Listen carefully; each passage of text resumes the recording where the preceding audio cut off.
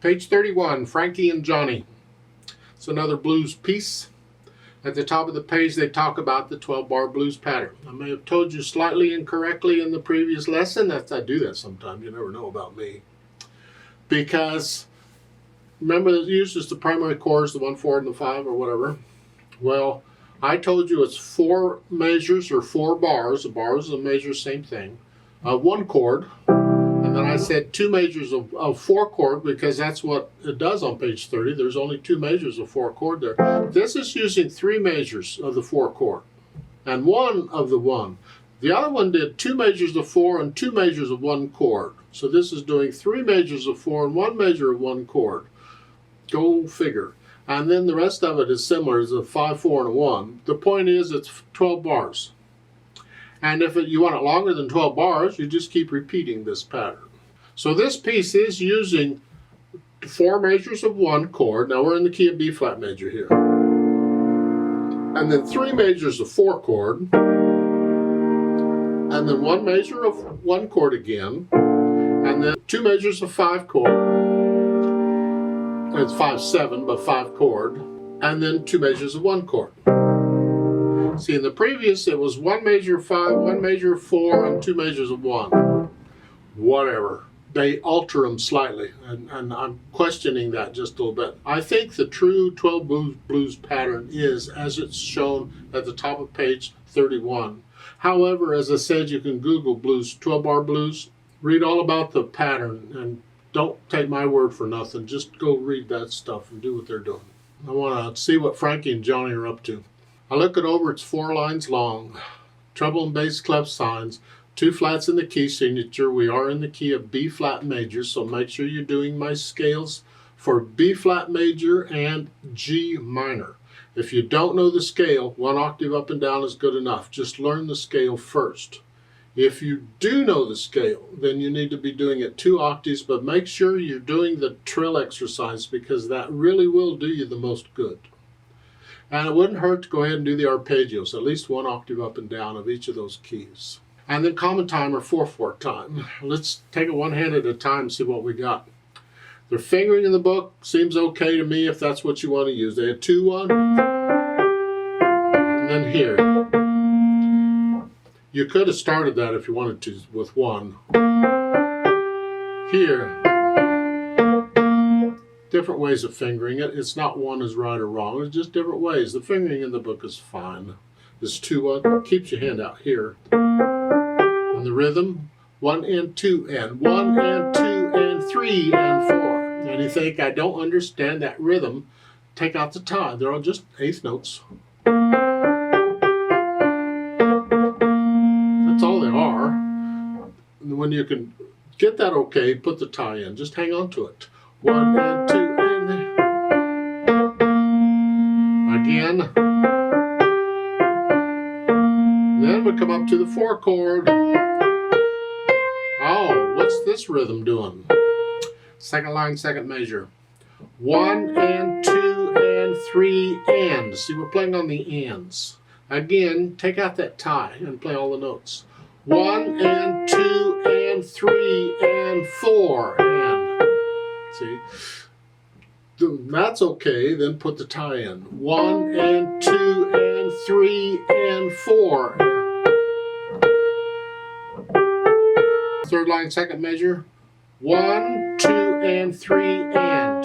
That's all. It's a dotted rhythm, and the short note comes first. Doesn't matter. Left hand.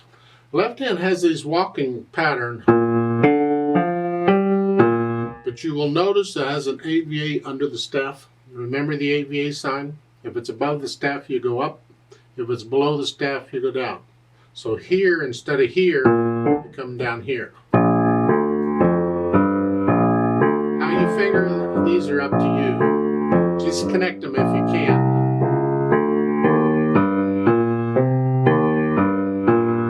You get that? That's what the left hand's doing. I'll accept the last measure. In the last measure, that half note, there's no 8/8 there. Now you come up here for the B flat, A flat. You can use thumb on that because they're both black keys, so you'll fit. Then I put the hands together and see how they work. Well, we're down here. these, see, those are played at different times. 1 and 2 and 3 and 4. So these quarter notes are your beat here.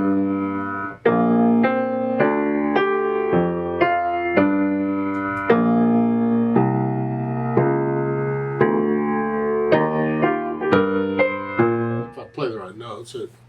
Anyway, you go through and put the hands together, and then go through and get rid of any hesitations. So these quarter notes in the left hand are steady. Then I think about the articulation. They don't give you much. You can put in the phrases. They didn't give words. There are words to this. They did, just what are the sentences? Lift up between them. You have to lift up the same note. Now lift up. Lift up. Just a little lift, like taking a breath. And the left hand, they don't say anything. I'm going to suggest maybe you treat this like think of a double bass player, a string player in a band, and he's back there and he's plucking the strings. Boom, boom, boom, boom. Do it that way. Separate these in the back. Not real short, just separate. Like plucking a string of a bass player. I'm just hinging at the wrist and off here.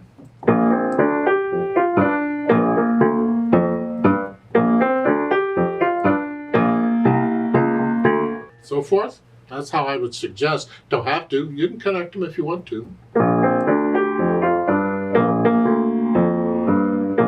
I just think that makes it a little heavy because you're way down here. Then speed. Moderate blues tempo. What means just a moderate tempo. I don't know what a blues tempo is. It's a tempo in the middle somewhere. However, I do think you need to play this in a blues style, and that is swinging the rhythm. It's not 1 and 2 and 3 and. It's 1 and 2 and 3 and 4. Remember, there's no notation. You just feel this, long and short.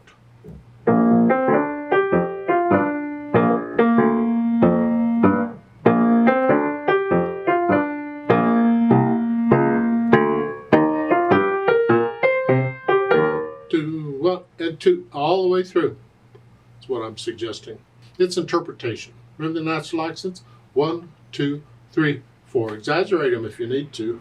And I'm accenting the syncopated note right there.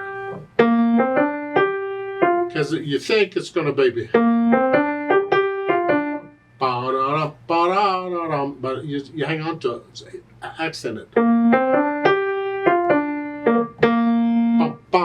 Accent the syncopated note. It's, again, part of interpreting the music.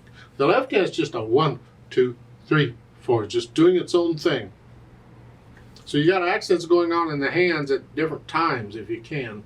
The dynamics, moderately loud, you get a crescendo in the second line, then at the end you come back down to whatever, moderately loud or whatever, and then it's soft. Just get into the music and feel it. Yeah, and that's the melody. These need to be in the background. Keep it.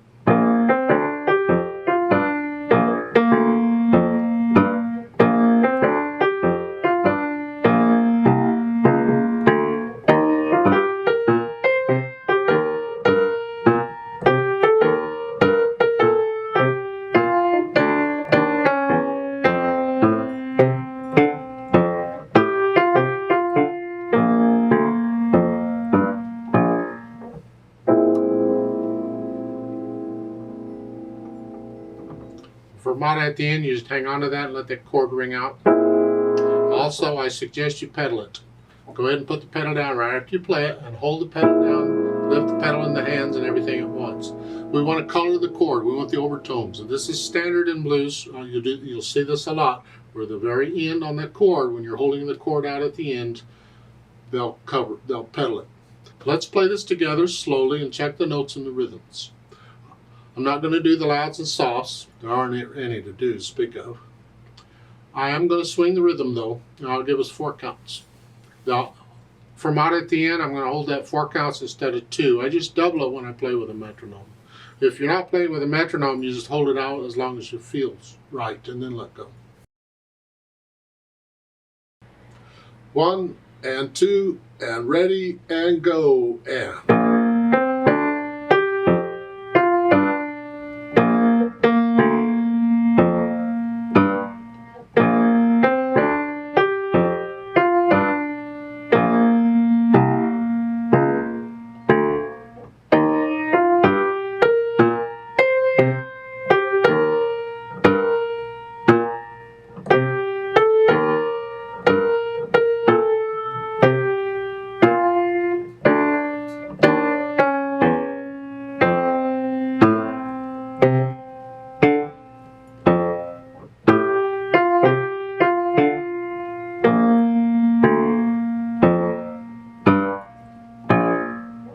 Rest.